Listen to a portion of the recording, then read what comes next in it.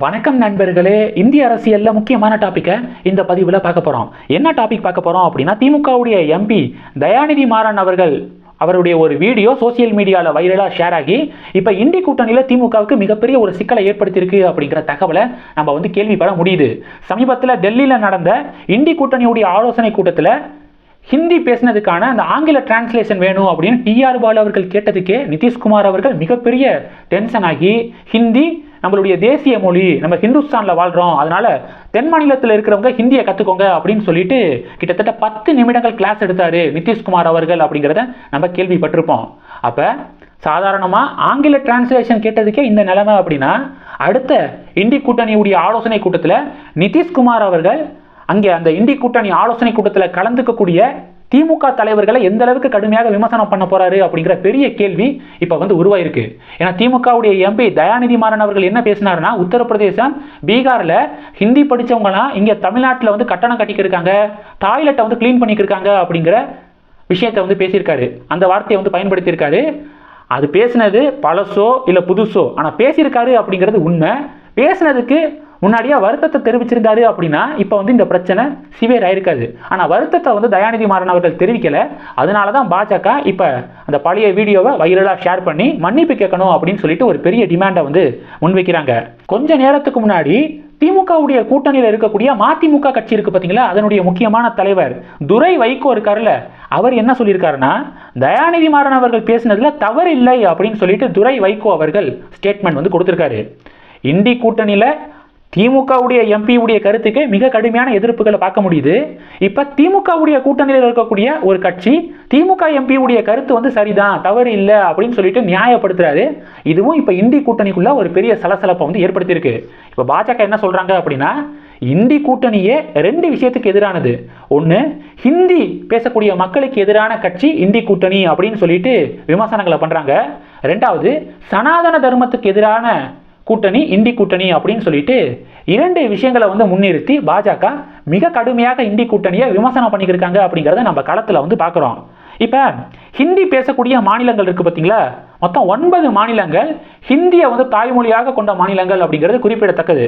உத்தரப்பிரதேசம், மத்திய பிரதேசம், ராஜஸ்தான், சத்தீஸ்கர், ஹரியானா, ஹிமாச்சல் பிரதேசம், ஜார்க்கண்ட், உத்தரகாண்ட், ஸோ டோட்டலாக 9 மாநிலங்கள் ஹிந்தி பெல்ட், ஹிந்தி மண்டலங்கள் அப்படின்னு சொல்லுவாங்க. இந்த 9 மாநிலங்களில் பாஜகவுக்கு ஒரு எதிர்கட்சியாக இருக்கக்கூடியது காங்கிரஸ்.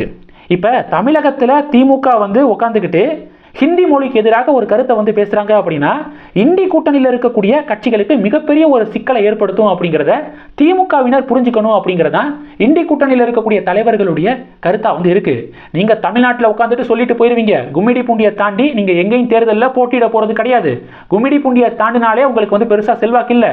ஆனால் இந்தி கூட்டணியில் இருக்கக்கூடிய கட்சிகள் உங்களுடைய கருத்து காரணமாக எந்த அளவுக்கு பாதிக்கப்படுவாங்க தெரியுமா அப்படின்னு இந்தி கூட்டணியில் இருக்கக்கூடிய தலைவர்களே திமுகவை பார்த்து கேள்விகளை எழுப்புறாங்க. உதாரணத்துக்கு இப்போ உத்தரப்பிரதேசம் எடுத்துக்கிட்டோம்னா, உத்தரப்பிரதேசத்தில் சமாஜ்வாடி பார்ட்டி, காங்கிரஸ் திமுகவுடைய பேச்சுக்கு பதில் சொல்ல வேண்டிய கட்டாயத்தில் இருக்காங்க.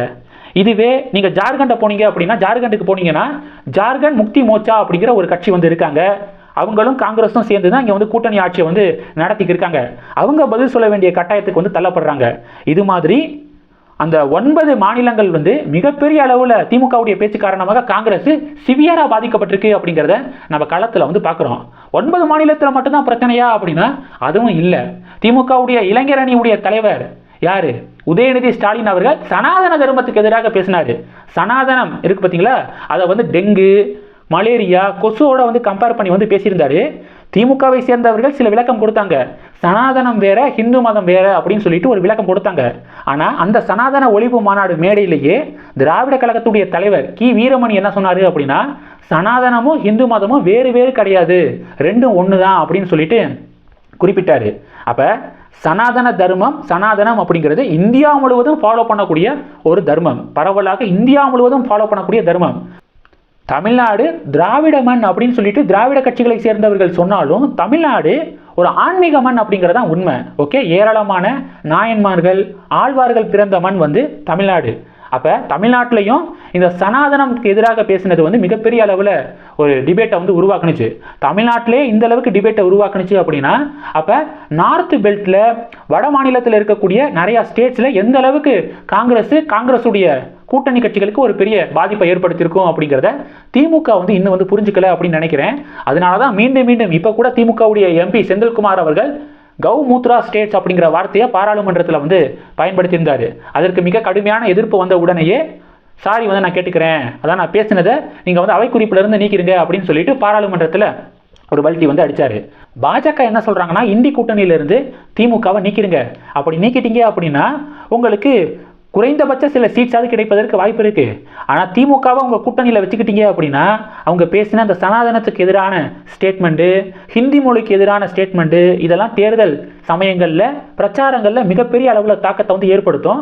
கிடைக்க இருக்கக்கூடிய தொகுதிகளும் காங்கிரஸுடைய மற்ற கூட்டணி கட்சிகளுக்கு கிடைப்பதற்கு சான்ஸே இல்லாமல் போயிடும். அதனால் திமுகவை இந்தி கூட்டணியிலிருந்து ஃபர்ஸ்ட் நீக்கிற வழியை பாருங்க அப்படின்னு சொல்லிட்டு தமிழக பாஜகவினர் பதிவுகளை வந்து போட்டுக்கிருக்காங்க. என்ன நடக்குது அப்படிங்கிறத பொறுத்திருந்து பார்க்கலாம். இந்த டாப்பிக்கை பற்றி உங்களுடைய பார்வைகளை மறக்காமல் கமெண்ட் பண்ணுங்க. இந்த வீடியோ பிடிச்சிருந்துச்சுன்னா லைக் பண்ணுங்க, ஷேர் பண்ணுங்க, மறக்காமல் நம்ம சேனலை சப்ஸ்கிரைப் பண்ணுங்க. மேலும் நம்ம சேனலுக்கு சப்போர்ட் பண்ணணும் அப்படின்னு ஆசைப்பட்டீங்கன்னா நான் பேசக்கூடிய வீடியோக்கு கீழே நன்றி அப்படிங்கிற ஆப்ஷன் இருக்குது.